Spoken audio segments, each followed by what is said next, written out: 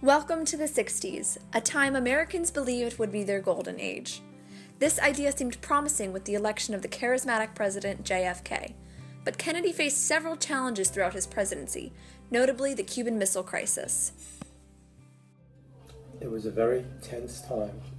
I was a freshman at St. Helena's High School in New York City.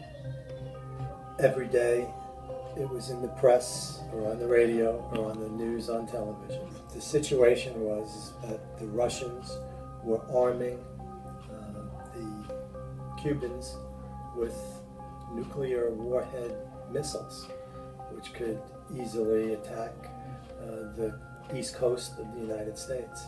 Personally, I thought that the United States would be able to do a preemptive strike on the missiles before they could be fired, but that absolutely was not the case. They could be fired at any time before we had a chance to respond. So John F. Kennedy, our president, ordered an embargo on any ships coming from the Soviet Union, and sure enough, there was a ship coming from the Soviet Union that United States airplanes with their spy technology could see that there certainly was missiles on these ships. So President Kennedy ordered an embargo, a quarantine, to stop any of the ships to actually get to Cuba. But in order to stop them, they would actually board those ships. That was what the key was, that the fear was that Russia would feel like that was a violation of their space, and then they could retaliate with missiles shot from the Soviet Union. Tensions were high throughout the United States, especially in the South. Well, that was the thing, living in Miami, only being about 140 to 50 miles away, pretty frightening to have something like that aimed at you. It was a very scary time. There were plenty of people predicting that it was the beginning of the end of the world. In fact, my homeroom teacher, Brother Gerard, said to us that, well, something's going to happen this evening. We're either going to board those ships or Russia is going to shoot missiles at us. And you will have plenty of homework, as you do every night. It's kind of up to you whether or not to do it. If we're attacked and you didn't do your homework, well, you don't have anything to worry about. However, if we're not attacked and you didn't do your homework, you will be attacked in school. So that was kind of a dilemma. I opted not to do my homework, which was pretty stupid. But on November 22nd, 1963, everything changed. But about 10 or 15 minutes ago, a tragic thing, from all indications at this point, has happened in the city of Dallas. Beloved President John F. Kennedy was assassinated, sending the nation into shock. I was with my mom.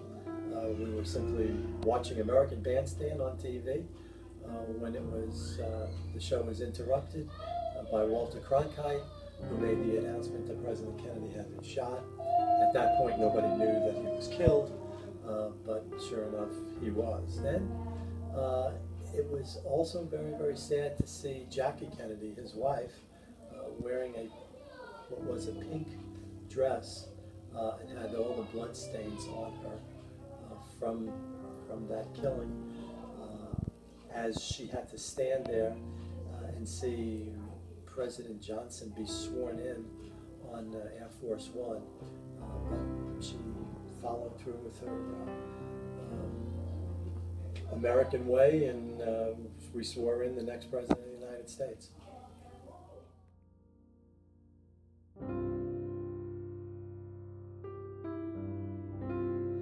That was a shock because nobody expected it. President Kennedy really was very highly regarded and had a very high favorable rating among American citizens. He and his wife and he had a young son and a daughter. In fact, their whole life was referred to as Camelot. So he was young, good-looking. Everybody liked him. He was very dynamic, particularly following Dwight D. Eisenhower, who was kind of staunchy and kind of an old general. So Kennedy really was the kind of person that everybody wanted as president. He was doing a very good job. Sadly, he went to Dallas. In his entourage going back to the airport, he was shot by Lee Harvey Oswald from the Texas Book Depository. He was taken immediately to Parkland General Hospital, as I recall, where he was pronounced dead. Many people cried, and it was a very, very sad time. While the decade didn't live up to the promising golden age Americans had hoped for, the events of the 1960s certainly transformed the nation.